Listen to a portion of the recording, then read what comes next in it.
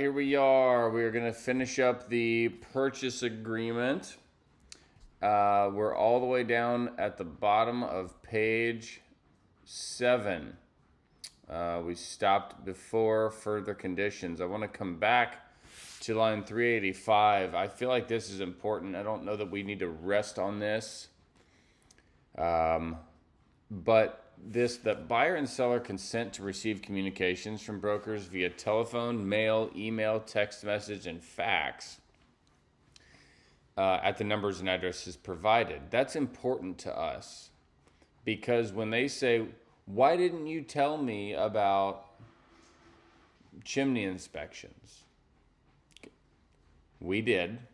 It's in your email. And you told us you would be happy to receive communications via email. Well, I don't check my email all the time. I don't know what to tell you. Line 385 says that you are willing to take communication via email. So we're going to do our due diligence to try to make sure they get our information, right? Information sent is not always information received. But to me, this is a great protection for us. So I just wanted to come back to that real quick. All right, we're on further conditions now. So this line is where we're going to write other items related to the transaction that the lender can see, that clarify, that adjust, that add to the contract. These are further conditions. These are more conditions than are what are already here. This is where most agents get themselves in trouble. For instance, back in the day, let's say, if when we're sharing closing costs, this is why I say be very careful of your wording. Read it multiple times. Make sure maybe somebody else reads it. And this is why we save ours, because there is a major difference. Well, actually, let me just pop this up.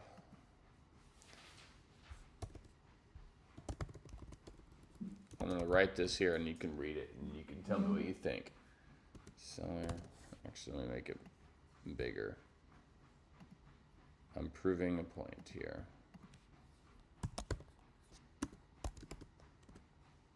This is the wrong way to do it, or are you writing the right way?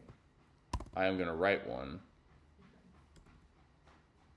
I want you to tell me if you see anything wrong with it or not. Okay. We'll do a couple of them.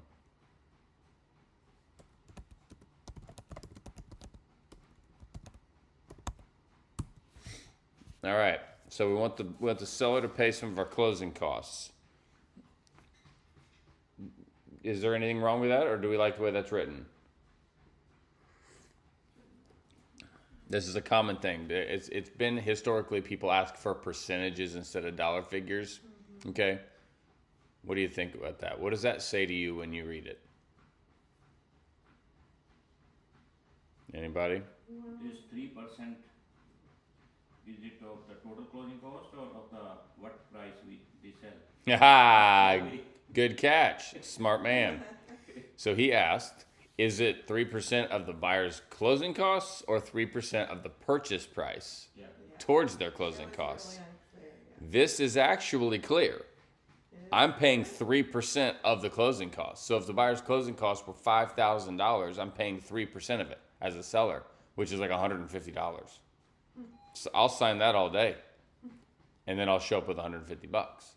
This is something I've seen on a contract in further conditions. So this is why I say be very careful what you write.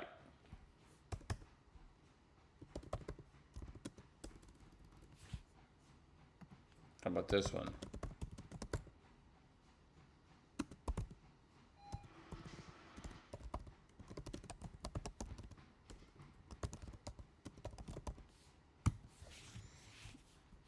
All right. What is right or wrong with that one? Well, ignore the dollar sign. What's wrong with that one?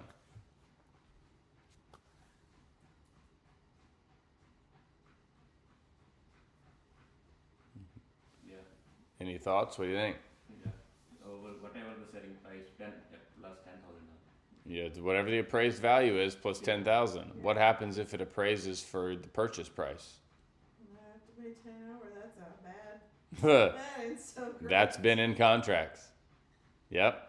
So I use these two examples that are real for me to show one, why when you call to say, hey, Eli, here's what we want to do, how do we write that? That it's going to take a bit because I've got to make sure we don't leave a No, hole. but if in the contract write down like that, but the bank ready to do the loan over Yeah.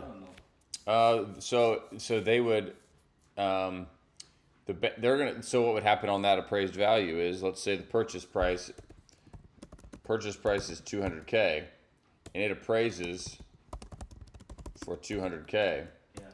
Yeah. Buyer pays 210K. Loan based on 200K. Oh, okay. So they're gonna base. So they're going to bring 10,000 cash plus a down payment on 200 plus their closing costs. So that what they meant to say was buyer will pay 10,000 over the appraised value, not to exceed the agreed upon purchase price. Okay. So that's just an example. I'm not wordsmithing this, but now we've saved our bacon. Now if it appraises for 200, we're not bringing anything because we're not going to ever go over 200. So I pay 3% of purchase price towards any of buyer's closing costs. There we go. We just fixed it. We clarified where the 3% is coming from and where it's going. Okay.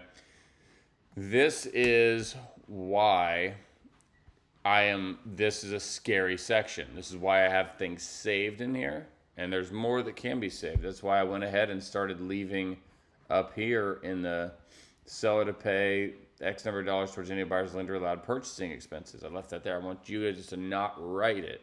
I want you to just use what we've already got. These may not be perfect, but this is where you become in trouble potentially for practicing law without a license. You don't have the ability. Notice we fill in blanks. There was a lawsuit years ago where we were getting sued. I wasn't a part of it, obviously. It was longer than me, but sued because they were saying we're practicing law without a license for filling in the blanks. And it ruled that no, they're filling in the blanks. They have to use standardized forms, or they have to use attorney drafted forms, but you can fill in the blank. Okay. Well, this is a really big blank. Further conditions. You can write anything in here. I've written, we talked about it, I think, a couple weeks ago. We've written on contingent on the wife's approval of the property by Monday at 5:00 p.m. We had to get it under contract on a Thursday so that she could get a plane ticket to Indiana to see the house. But she wasn't going to come here if we were not under contract, because then it could be swooped up while she's in mid-flight. This was before this market was so crazy. But so under contract, they had till Monday at 5 p.m. She flew into Indiana. She viewed the house. And we had the contingency written as such that basically if I said nothing, we automatically approved it. We said nothing, automatically approved it, good to go. That was in further conditions. Okay? So, we'll talk about contingency writing in general and stuff like that at a later date, how to do it well. I've already done it well. I think I've already done videos on it, but... All right, so we're going to go through these ones that are already in here. There is enough that you can't see them all when you just have the blanks open. But, all right. If this offer is accepted by this date, by this time, I could probably change that.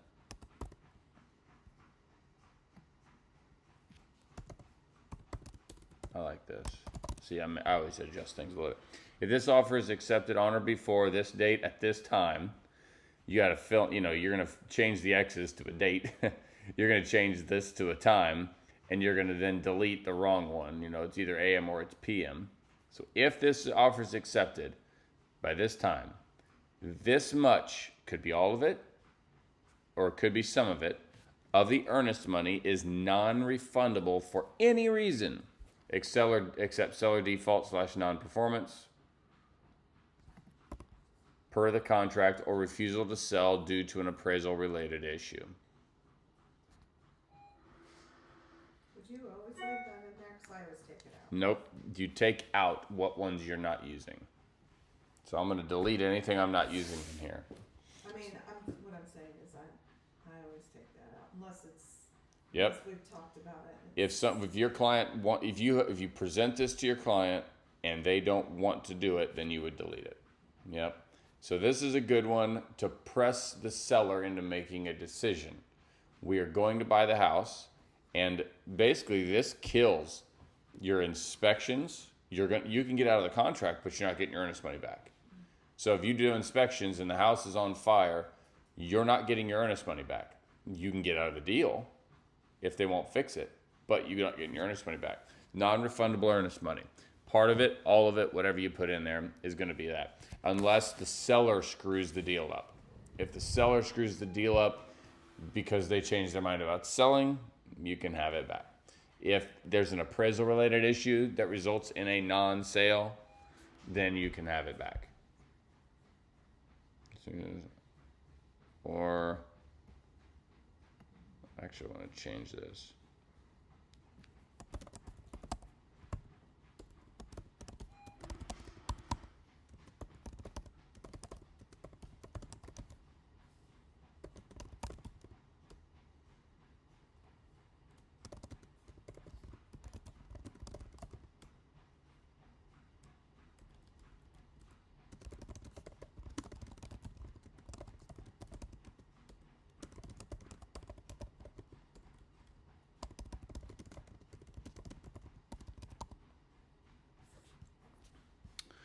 All right. So this is so when you first write this, your brain says, hey, if this offer is accepted by this date at this time, this much of the earnest money is non-refundable for any reason. Ding, ding, ding. You're like, great, we're done. Well, then what happens when the seller defaults? The seller changed his mind to sell, and you just gave him all your earnest money because you didn't put the provision in there except seller default, non-performance, and then we threw in the appraisal related one. So that's an option for your clients to be strong. If seller accepts this offer, I need to change this too. I like this on or before. On or before this number, this date, at this time, buyer agrees to pay X number of dollars immediately and directly to seller. It's called a seller bonus. So I'm going to say, hey, Robin, I know you're planning on waiting until Friday to make a decision, and it's currently Wednesday, and it really is according to the date we're shooting this video. If you accept this offer tonight, I'll write you a $2,000 check. Just done. Just here, Robin Roller, $2,000 check in your pocket, not earnest money, unrelated to the transaction, free money. And I mean, that's pretty solid, right? Like, you're telling me I can now play as hard a ball as I want during inspections as a seller. I can default on the contract. Now, the judge might still rule in their favor, but I mean, you can do, like, it's your money. That's pretty good. That's strong. We've had to do it a couple times. They took our offer. If here's the appraised value. Here's the gap, the appraisal gap language. This was written by the IAR, Indiana Association of Realtors attorneys. Okay. I added an element that I like to it at the end. Here we go. If the appraisal value, this is verbatim until the last sentence. If the appraisal value comes in below the purchase price, buyer agrees to cover the difference in cash between the appraisal amount and the purchase price up to and including, and then you just fill in that blank. Okay, so you're going to jump in here and go highlight that and $2,000, $10,000, whatever it is. Okay. Now, interesting thing, this will supersede any conflicting provision contained in the appraisal, financing, or other sections of the purchase agreement. This does not obligate seller. This was my ad. This does not obligate seller to accept less than the agreed upon purchase price. Okay, so we got all the stuff. If it comes in low, we're going to cover the gap up to this size. It's never going to go past the purchase price because it specifies cover the difference between the purchase price and the appraisal. So it's never going to go too high. And then the important thing to tell your sellers, tell your buyers, this does not obligate the seller to take less than the agreed upon purchase price at the top of the document. This is a one-way promise. In Bible times, there's something called a covenant, and this is God's one-way promise to his people. It's not a two-way promise because he knows they're humans. They're going to mess things up. But God covenants with his people, and he makes the promise. Actually, there's a cool story where there's some ritual where they made promises and then they jumped over a stick. Well, in that moment, God jumps over the stick twice because God is making a one-way promise to his people. This is what this is. This is the buyer making a one-way promise to the seller. The seller is not agreeing to sell it at the appraised value plus up to the purchase price. They're saying, we will sell it for the purchase price. The buyer is saying, okay, cool. We'll pay you. We're going to prearrange, we're going to pay $10,000 over appraisal. We might pay more, but we're at least promising that. It's a one-way promise from the buyer to the seller. And here's why. Could you obligate the seller? Maybe. Yeah. The buyer and seller agree that the purchase price will automatically adjust to $10,000 over the appraised value or the appraised value, whichever is less, right? You could do something like that if it works. I will give you one little hint here that I've been told multiple times. I got called from one of my mentors who calls me and asks a lot of questions because I'm more involved in the day-to-day business than he is. And he said, I want to get your thought on this, Eli. Buyer says, I'll pay $5,000 over appraised value. And appraisal comes in. Buyer doesn't really want the house anymore anyway. So the appraisal comes in low. Buyer says, well, I'm not paying the $5,000 I promised you. He calls me, says it's his client, maybe it's his listing. He was involved in one way or the other. He says, what do you think? How does this play out? I said, I think the entire appraisal gap concept will not hold up in court. Because I've been told multiple times, in Indiana, you cannot agree to a price you've never seen. So the price is $200. We both agree to that. The appraised value comes in at $190, and we have a $5,000 gap. That's $195. Nobody has agreed to that price. You cannot agree to a price that you've never seen. That's why escalation addendums, which you'll learn about, says we'll pay $200 and we will escalate by beating any other offers by $500 up to $210.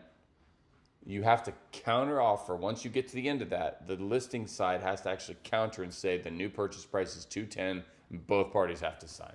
Because even though they wrote that they would beat any other offer by $500 up to this amount, there was an unknown, ambiguous number that nobody knew. And you can't agree to a number that you don't know. The way I say it is both parties have to see before they sign. They have to see it. They have to read it. The number has to be there. I think appraisal gaps in general will not hold up in court. I've not been privy to information that's been tried yet, but I don't. And he actually called one of his lawyer buddies, and his lawyer buddy, he said, "Man, that's exactly what my lawyer said." And I said, "Well, I've talked to a few of them." So I think this whole thing could be potentially bunk, but this is how we write it. But anyway, going back to this, it does not obligate the seller to accept less than agreed upon purchase price. 1, because I don't think people can agree to prices that they haven't seen. 2, if the appraiser is completely drunk, he's not going to accept that appraisal as a value, right? If it's a $300,000 house and it comes in at 100,000, we're all going, what? He's not obligated to now sell it for 110 when it's a $300,000 house. Makes sense? All because the appraiser was drunk. Secondarily, it's because he might not even be able to sell the house. He might not be able to clear his loan's $250. He can't. It doesn't obligate him to sell it at 110 because you'd still have a $140,000 mortgage on the house you're buying. Your bank's then not going to sell it to you or not going to loan you the money on a house that's already leveraged. So there's a lot of reasons, but I put it in here because agents don't understand that automatically. And I don't want to leave an area of uncomfortability for the listing agent. So I write in there specifically, this does not obligate the seller. So they can show their seller, look, this does not obligate you to sell it at a lower price than $220, which is what we accepted. And they get more comfortable because the listing agents, clients, the sellers that are smart are going to go, what happens if the appraisal comes in really, really, really low? Do we have to sell it for 110? No, you're good. They would never had to anyway, but putting it right here is important. I wonder if a disclaimer needs to be put on that line, that this may or may not hold up in court. Yeah. Something to that. The answer would be no to that because we want to reserve the fact that we know that for our client. We don't want to help the seller. Yeah. So that would be what we would claim in court. Like, well, we don't have to uphold that because we didn't know what the price was going to be. Now, remember, when the only time a buyer is obligated to continue with the purchase, if the buyer is obligated to continue with the purchase if the seller will drop the price to the appraised value. It used to be that if the appraisal came in low, both parties can terminate. So it was an easy out for a buyer. If my appraisal came in low, can the whole thing, and I move on. Hold on, we're dropping the price to the appraised value. Eli, why are you killing it? Because the contract says I can. They took that out. So now, if the seller does drop the price to the appraised value, or in my opinion, to the appraised value plus the gap, then my buyer is buying the house. I'm not actually playing the games I just spoke of. If you said you're paying $5,000, I'm not giving you any other option as your buyer's agent. If you come up with it on your own that you don't want to do it and you're going to fight, then I'll help you fight. But great news. Appraisal came in at 110. You're paying 120. I'll write the amendment. We'll get it over to you today for signatures. Now, this doesn't obligate the seller to take 120. That's what I'm going to tell my buyer client, okay? Because they got to know that. And they better know that when they're signing this paper, because they're going to be really frustrated when they signed up for this whole thing and a nice appraisal gap, and then the seller doesn't drop the price to the appraisal gap because they think it's a two-way promise. It's not. That's why I've described it as a one-way promise, Mr. Buyer.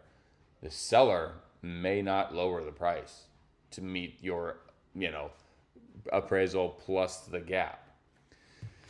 The only way the seller has to proceed with the transaction is if the buyer is willing to bring all the appraisal gap.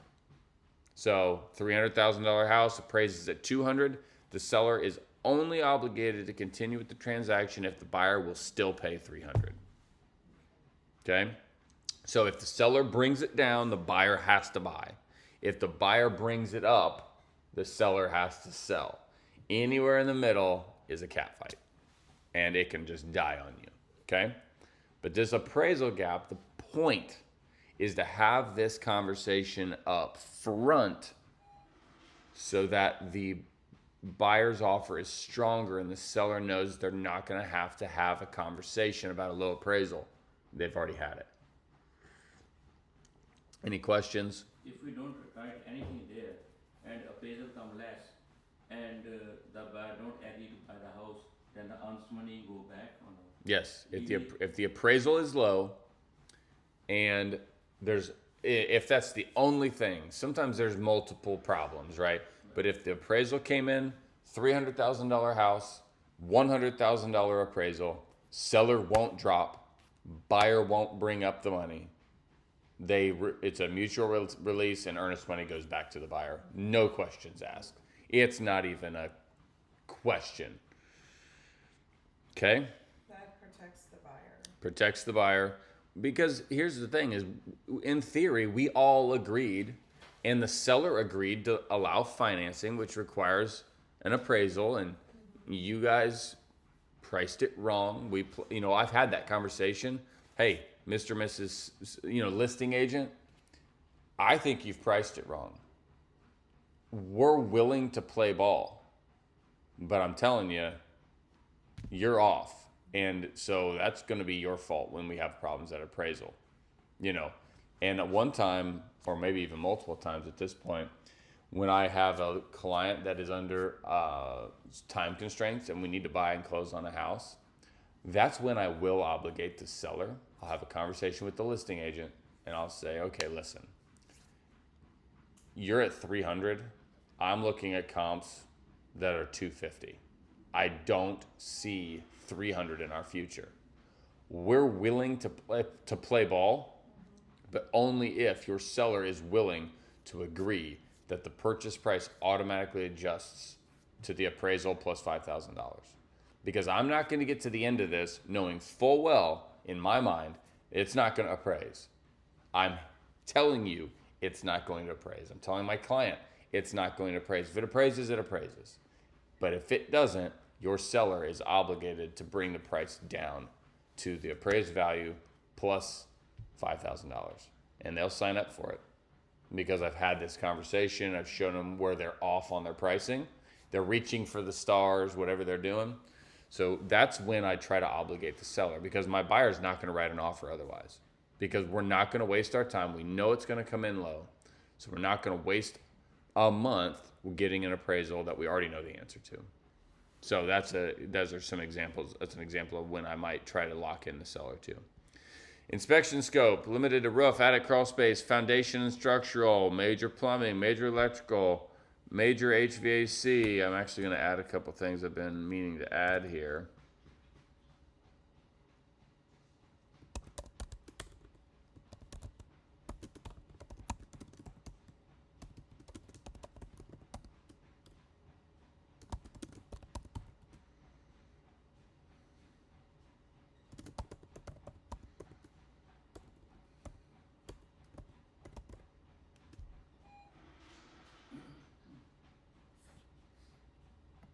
So what we've done here is limited the inspection scope. Now if you leave all these, it's not very limited, okay? It looks and smells a little more limited, but it's really not. So roof, attic, crawl. Add those other things. Yeah, so the reason I add these is because I don't want people to forget about them. But if I'm truly going to limit the inspection scope, it's going to be, I don't know who that is. If I'm truly going to limit the inspection, I'm going to probably delete most of these. So I'll tell you in this video the ones that if I'm really limiting inspection scope, I'm going to do the roof still. I'm going to do the attic, crawl space, foundation, structural. I'm going to kill plumbing. I'm going to kill major electrical. I'm going to kill HVAC. And then I will probably leave these in: sewer lines, pool, septic, well, and chimney. So if you're going to delete stuff, delete major plumbing, major electrical, major HVAC. And then you can obviously delete any of these items that don't pertain if you want. But the reason those are in there is because sometimes we want our offer to say, hey, we're going to inspect it. We're going to reserve the right to ask for repairs, but we're going to limit what we're looking at. Okay? I think I did that with one. Yep. And a lot of times people leave it all, which is fine, but feel free to delete whatever your client is willing to delete, because the more you delete, the stronger your offer. Okay? Notice here, age of mechanicals will not be considered a defect. I've noticed that. Because so often And it's something I almost want to write in my counter offers. Age of mechanicals will not be considered a defect. Age of mechanicals will not be considered a defect because people are trying to get a new furnace because it works fine, but it's 25 years old and they want me to give them $8,000. I'm like, I get it. I'd want it too if I was a buyer, but I'm a seller, so I don't want to do that.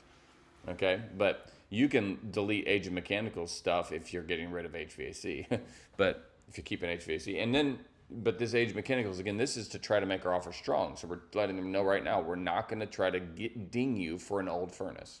Okay. Foundation structure, like Foundation structural. It's going to be like your basement walls. it's a major issue. A defect. Defect. Defect as defined by the purchase agreement. Major is not a word. It's significant and adverse, affects the value, safety, or life expectancy of the property. So this just says that these are the areas we're going to look at during our inspection. We may look at more areas, but we can't negotiate based on them, okay? The last one down here, buyer waives the right to negotiate for the repair of, the replacement of, or concession for. Okay, so, right? Those are the three ways we handle defects. We repair them, we replace them, or we concede for them. We give money, right? So, buyer waives the right to negotiate for the repair of, replacement of, or concession for any defect found during inspection unless the estimated cost of repair or replacement of that item exceeds X number of dollars. So that is the single item. There are two numbers that we're going to talk about. The single item. So, you know, the roof needs there's some damaged shingles that are potentially going to cause leaks in the future if not repaired. How much is that going to cost? Well, if I put $500 in this line and that cost for the roof repair is $250, I cannot ask the seller to pay for it or do it. So if it's a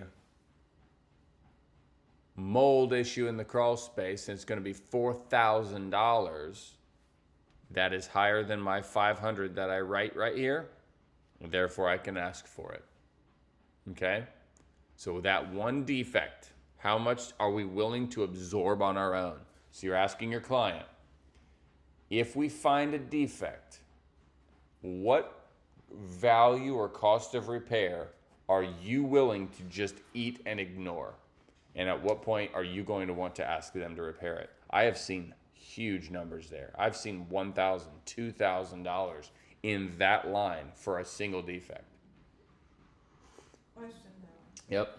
let's say you have $1,000 for the individual This one here. Okay, let's just do it for now. and the repair is $1,200. Yeah, Would they pay $200 or $1,200? they would pay $1,200. You're liable to get it all worked on. Okay, Yep. because it's not like, It's not that the seller is paying or the buyer is paying the first 1,000. okay, that's what I'm trying to. It's clarify. that we won't talk about it unless it's a big one. If it's a big one, we can talk about it. Okay. And it's full on war at that point. So got 1,000 in there. Awesome. Well, this is one of those where when we're writing this, you've got to think critically. What happens if there's 10 items and each of them are $900 a piece? That's $9,000 of repair. And right here, none of them went above the $1,000. So this is out. That's why this rest of the line. Or the estimated total repair replacement of all defective items exceeds, throw out a number, 5,000. So if I have 100 items that are $51, boom, that comes into play. If I have 10 items that are $900, that comes into play. So basically, one item, you cannot talk about any single item that's $1,000 or less unless you add up all the items, including all the small ones, and they're over $5,000. Okay? Otherwise, we're not talking about anything. Okay, I can see maybe an issue come in. Okay. What if the seller says, I'll do these 4 items, but not this one? Yep, totally fine. The seller always has the right to say no. There could be a rhinoceros running rampant in the master bedroom, and he could say, nope, buy the house or don't buy the house. Okay. It could be on fire. It could be radon level of 40. Well, you have to fix it. Nope, no you don't. It's my house until it's your house. So, yep, they can, this just changes where negotiations will begin. It doesn't affect what the seller might say. Just that the seller's not going to have to deal with anything unless it exceeds these thresholds. Okay. So those are all the ones that are currently in there. There are absolutely more scenarios. One of the ones that I need to get in here is regarding possession.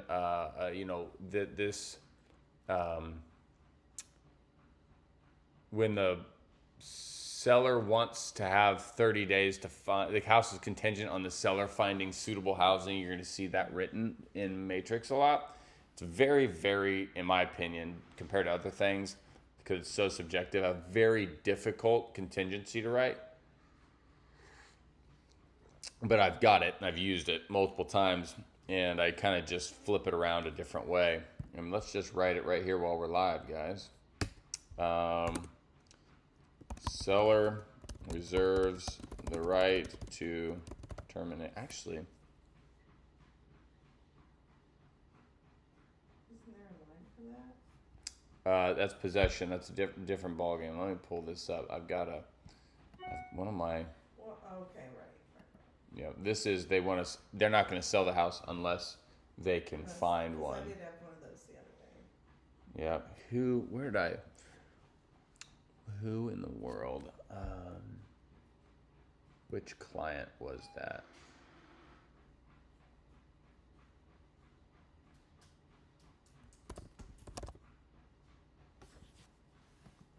I think it's this one. I'm gonna copy it if I could. Yep.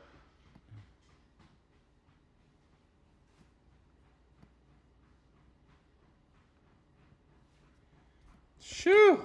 Told you this is a tough one. Wow. Told you this was Gonna a write tough it one. down, but never mind. All right. Are you gonna leave that in there? Yeah, I'm gonna leave it in there. Okay. So this is just a really good one. It's written tough. I feel like I should probably move it to the top.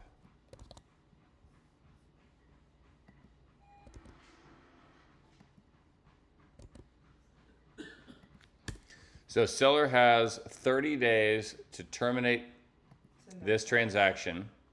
Okay, I'm gonna put X's there. It's in there twice though. Oh, it went the first time. I didn't know it went the first time, so I did it again.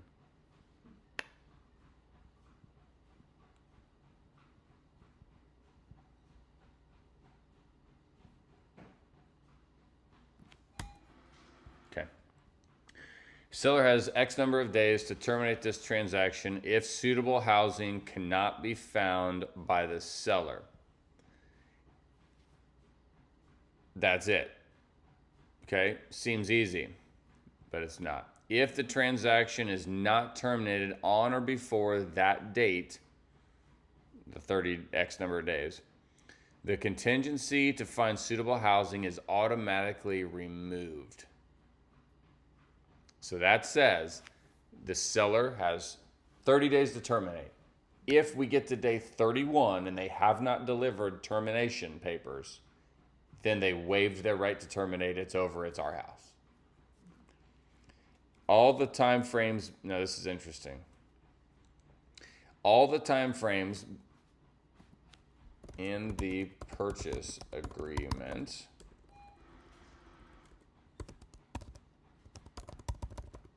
begin the day after the seller removes the contingency to find suitable housing using the contingency removal form.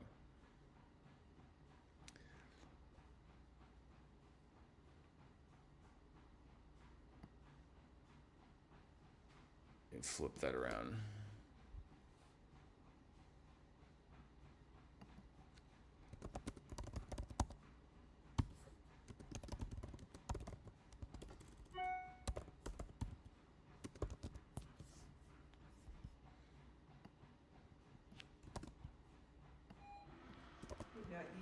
confusing.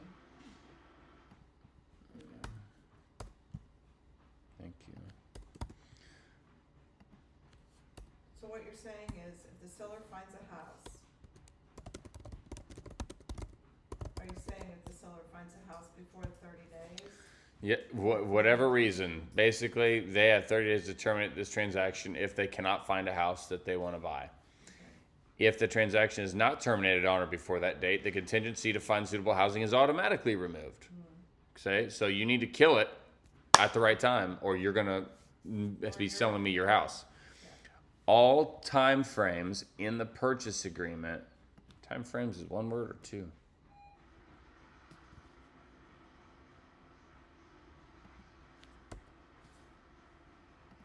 All time frames in the purchase agreement begin the day after the contingency to find suitable housing is removed. So the reason that's important is because they have 30 days to remove a transaction, to remove their contingency. Well, we have a 30-day closing, so we don't know if we're closing or not until potentially all the way at the very end. Along the way, we've spent money on appraisals, money on inspections, and then they just get off scot-free? No. So I have it where our appraisal window, our closing timeframes, everything is contingent on them removing this contingency. So I'm not spending money on appraisals. I'm not spending money on inspections. So in this situation, we start doing appraisal or inspection, or we don't do anything for 30 days? If they sign this, Yeah. you just wait until they remove it. They could remove it 2 days later. They could wait 30 days. But you wait to do anything until they've removed it, because you want to know I'm buying the house before I start spending $1,000.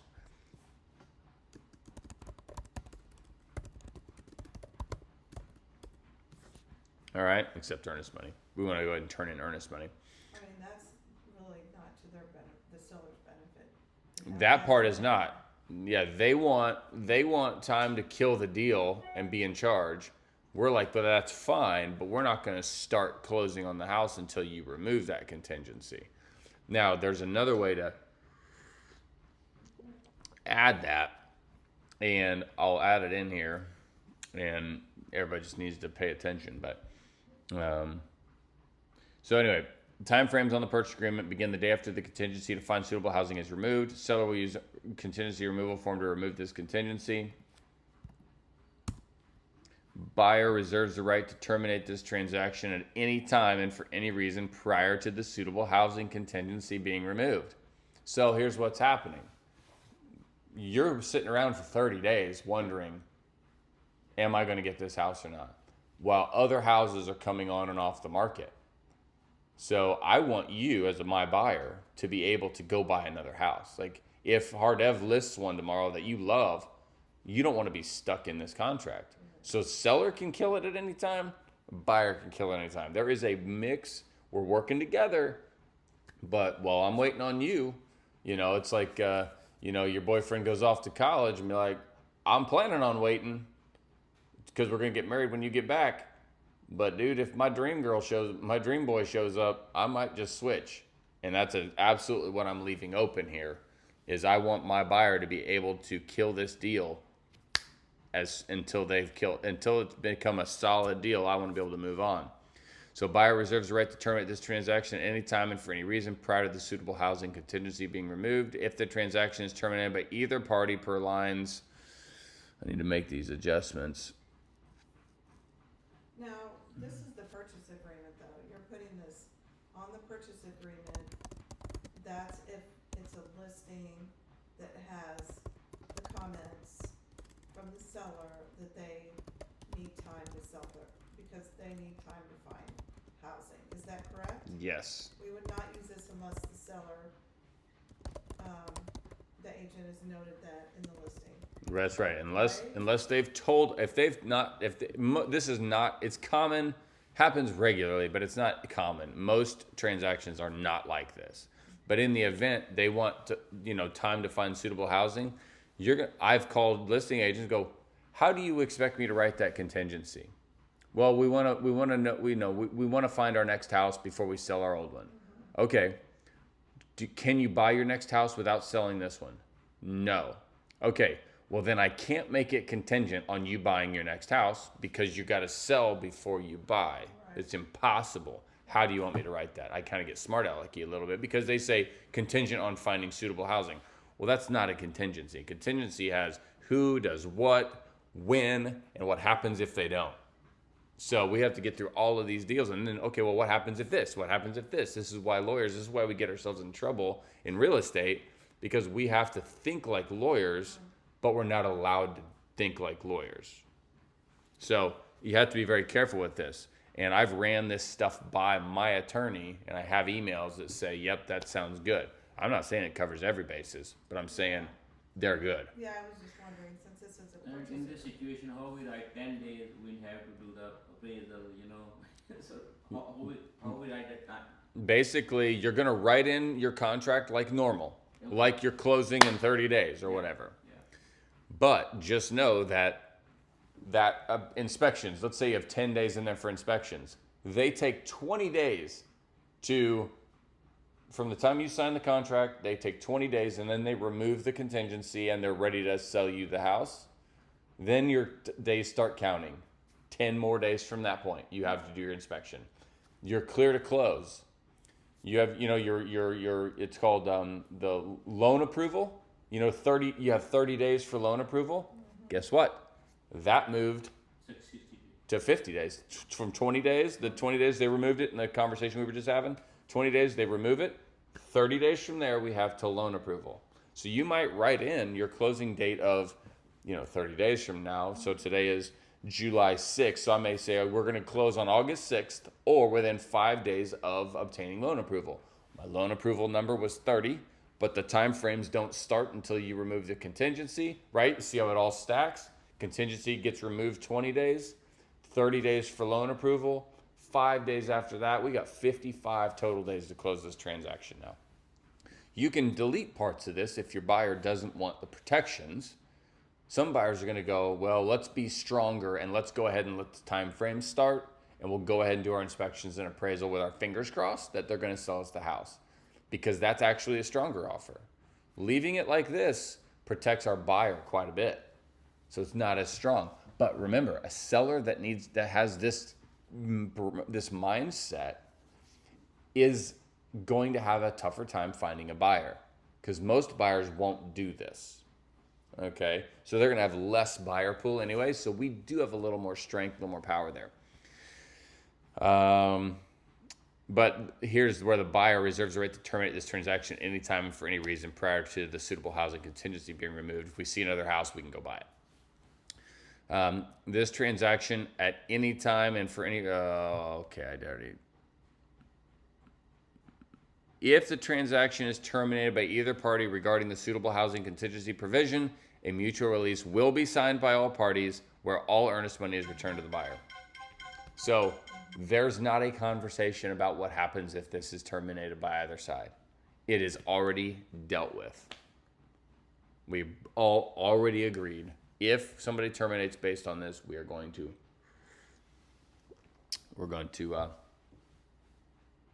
kill it with a mutual release, with earnest money being returned to the buyer.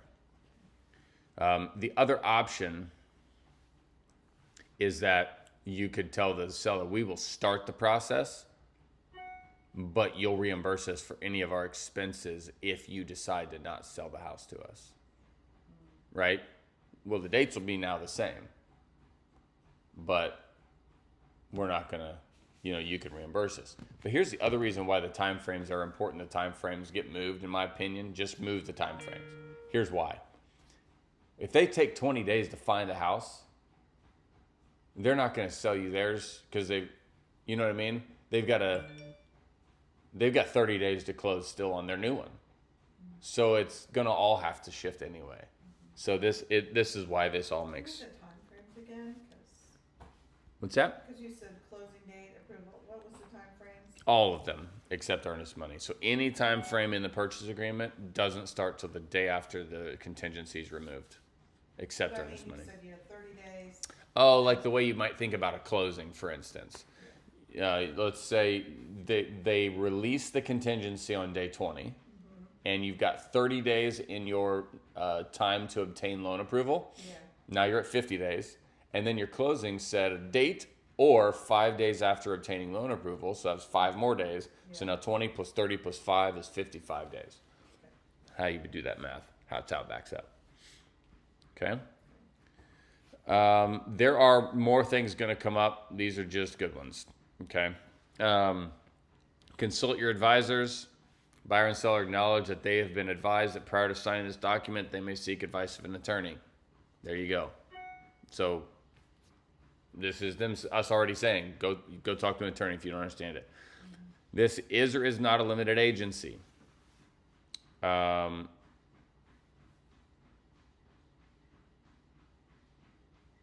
Is a limited agency if you are on both sides of it. You are the listing agent and you're the buyer's agent. Is not a limited agency means you're working on you represent one client. Okay? Almost all of them are not. The second box is checked automatically for you in this document because it is uncommon for you to have both sides. More common for me to have both sides just because I do more listings, but it's uncommon. Limited agency means if only the same agent, Same agent. and if different agent from the same company, then it's not a limited agency. Correct. Yeah, same, different agent, same company is called an in-house Okay. transaction. Not as risky.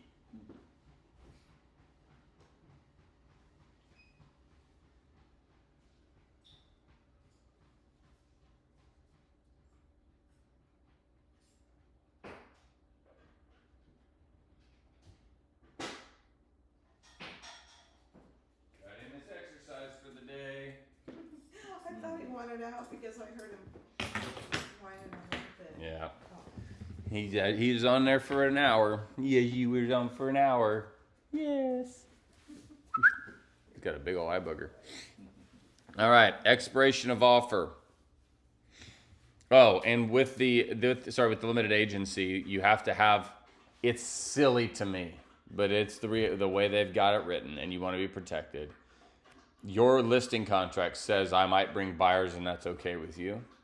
Your buyer's agency agreement says I might show you my listing, and that's okay with you. Like, by the time you get to this, you have already talked about limited agency in other contracts. So this says whether it is or is not, and then there's another form that you're gonna find here, and watch how I search.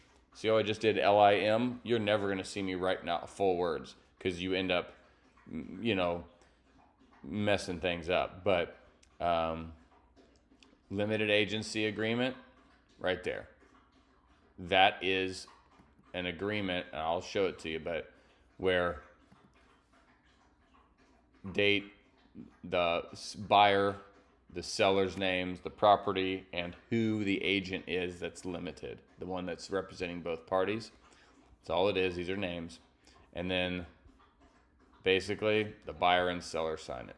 That's it. They're just agreeing. We'll go through this form separately, but there is a separate form that needs to be filled out if the managing broker personally represents the licensee represents both buyer and seller, or the managing broker represents a client and an affiliated licensee represents the other client. So if Brent has a listing and I go to his listing, it's a limited agency for Brent. Okay. Because Brent, here's a good trivia question. Whose client are all of these clients? The brokers.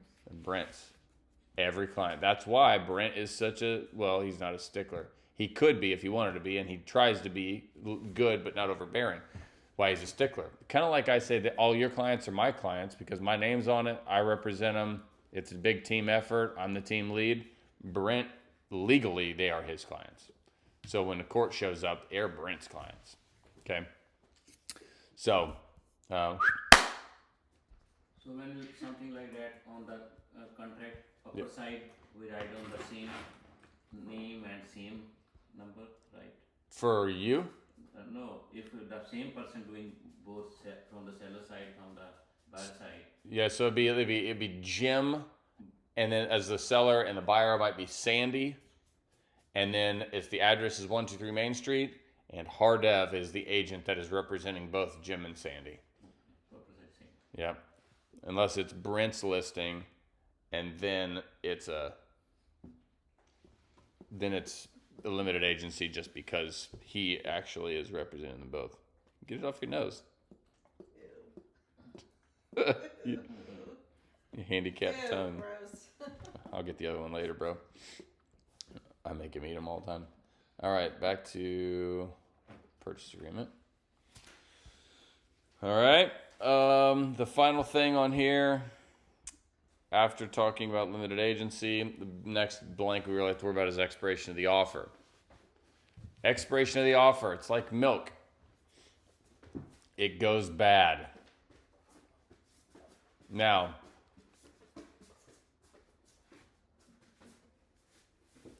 on this date, it becomes invalid. It's done. This paper no longer exists.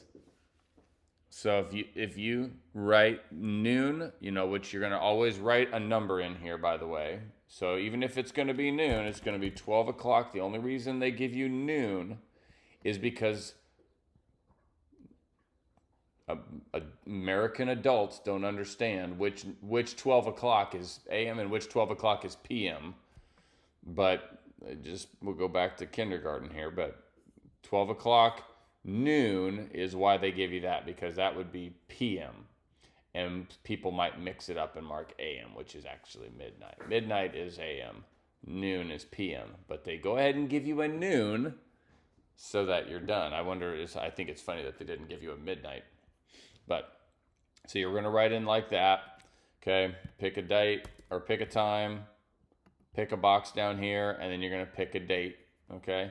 And that at that moment, if they have not executed and delivered the signed purchase agreement or a counter, it is, right here, null and void, and all parties shall be relieved of any and all liabilities or obligations. So you will wrongly get counteroffers after the expiration that says time to respond has been extended to whatever. What are they countering? It's null and void. The entire contract is null and void. You cannot counter it back to life. They are not Jesus. It is a dead deal. If that you literally are not going to have a Lazarus moment on this contract. It is done. So what do? You write them another offer. You can play ball and let them counter you back. And then what I do, if they do that, I'm going to send a whole new purchase agreement to them that says, includes the provisions from their counter that we are okay with, and send it to them. Because otherwise, we don't have a contract. Okay? This is not a response time. You're going to hear agents say response time. Now, of course, it kind of is a response time, but the onus is not on the listing side to respond to us. They can completely ignore it. It's just going to be null and void after this date and time. That is it. The reason we do that is because I need, one, every contract has to have an expiration and ending. Two, but otherwise if I didn't, which I've seen that not filled in before, it's like this contract is open for acceptance until Jesus comes back. Like, it's forever. Not okay. But the reason we do that is because we need our clients to have a day and time then they know they can go shop unabashedly for another house. Okay? If you want to play on the naivety of others, you can make your response time super, super short. Go shopping for other houses.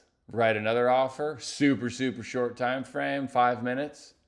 Go shopping for another house, another 5-minute time frame. Guess what? You got 3 or 4 offers out there that are all expired. But guess what? If your offer is the right one, they're going to come back to you and go, hey, we'd like to take your offer and you go, great, I'll get you a new one. Shoop, send it right on over. Okay? So absolutely use this creatively. If somebody is all weekend, they're not going to accept until Monday, and you're like, gosh, there's like 6 houses we want to see this weekend. One possible strategy: go see all the houses, decide you like all the houses, write expired offers. You've clearly communicated your intent and your willingness to purchase, but you've done it in such a way that your client can't get hurt. Second offer, if we want to send for the same house, then we send next day. Whenever you want, as fast as you can. So let's say I write an offer on her house, 5 minutes of expiration, you'll never get it signed in time, which is fine. But I'm hoping you like it because we like your house. But I also like your house, and I want to buy a daggum house.